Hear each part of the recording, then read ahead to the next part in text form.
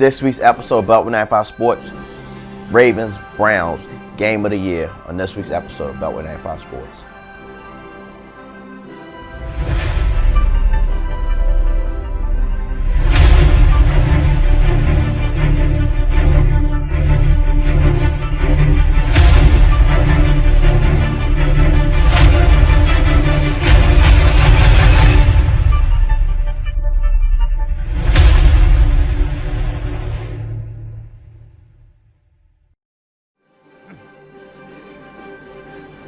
Well, welcome back, fans. Like I said, it's Game of the Year.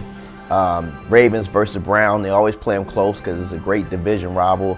Normally, the Ravens have these type of games against the Steelers, but that Monday night game was, like I said, Game of the Year. And I just assumed that the Ravens were going to get cheated in that game. And lo and behold, you know, it was, for me being a Ravens fan, I mean, I'm beyond excited about the outcome. And all the controversy over Lamar, did he have to really use the bathroom or did he really get an IV? But a lot of photos can see the tape around his arm. You can tell he has IV. Me actually being in the EMT or whatever, you can tell that he actually had an IV. Now it could have been disguised or fake like he had one, but I'm just going to take his word for it. But for him to come out of the locker room, not even warm up, put his helmet on in the fourth quarter, and of course they were down, I think it was 4th and 5. So Lamar starts to run, and obviously the defense of Cleveland starts to come up because they know Lamar can run for the first down. But Lamar, I think what he told the story was he saw Hollywood in his vision and just said, you know what, just throw it to Hollywood. Hollywood caught the ball this time and actually scored. He had dropped 3 other balls early in the game. So at that time the Ravens had gone up. It was a minute, some change left in the game. I assumed it was over, like other players, but Cleveland just marched right down the field and scored. So it was crazy, and you're like, okay, it's gonna go into overtime.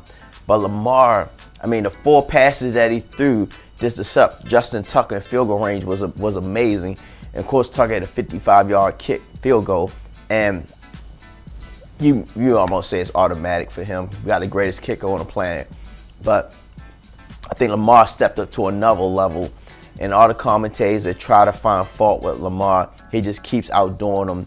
I mean, he can't pass, he can't do this, he can't do that, he can't read defenses. But Lamar's growing every game. And even with his cramping, and he had COVID-19, he said for the 10 days he was tired. I had COVID-19 myself, and I was tired I think I had it for over a month. And I was tired, I wasn't myself, I couldn't eat anything, I was drained, and I assumed that was the same thing for him.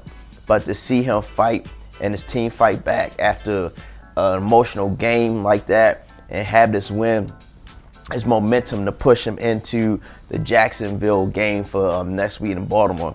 But the way the Ravens are right now, they still in that 8th spot. Now, all they need is for Cleveland to slip up once. If Cleveland slips up once, the Ravens win out, they'll have the tiebreaker over the Cleveland Browns because of the 2 wins they have over them. We'll also get Miami to give a hiccup. We'll go 1 game ahead of them. If we end up tying with Miami, they'll win the tiebreaker, of course. But there's a whole other list of scenarios that we're going to be Colts. We're getting in Tennessee. You know, one of those teams, you know, we might possibly can sneak in that way, but I'm very confident that Cleveland might get a hiccup. Miami might get a hiccup. But I'm pretty confident that we'll actually get in. We start with Jacksonville next Sunday at M&T Bank. Then we start with the Giants. And then we go and finish up with the Bengals. But I'm just excited to really, that game was I mean, I've been a Ravens fan since '96, and I love, that's one of the best games I've seen, except for the Flacco pass to get us into the AFC Championship game back in 2012. But I loved it. And now you start to see some of those commentators, especially ESPN, and they hate on Lamar. And the only thing I take away from that game is I hated how they praised Baker Mayfield and the Browns for a loss, and said they had the greatest impression because they fought and they gave Baltimore a hard, fought game. And Lamar Jackson and the Ravens, they just was good enough to hang in there. But my opinion is, if Lamar and the Ravens would have lost that game, how much criticism would have come towards the Ravens or Lamar's way? It seemed like it's a double standard when it comes to Lamar or this Baltimore Ravens team. Maybe there's some commentators that have some type of salt in their mouth with the Art Modell moving the team to Baltimore, which is still crazy after all these years. But as a kid, I remember the Colts leaving. I was 9 years old when they left Baltimore, and I remember snowing like it is today in Baltimore. It snowed that night. We didn't have school the next morning, so I stayed up until about 11:30, and I was able to see the Mayfield van on the news. I still didn't understand what was going on at the time, but I do remember that day because there was no school the next day. But I said, hopefully a lot of these so-called experts will start to realize that Lamar is a unique talent, and he changes the game. Without Lamar, the Ravens are not going to go that far. And we saw that in the games that he missed due to COVID.